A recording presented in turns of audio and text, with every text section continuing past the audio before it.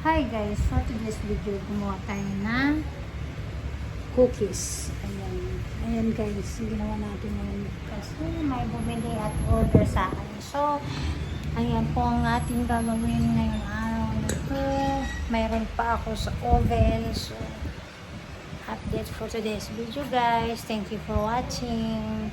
Hi guys, for today's video,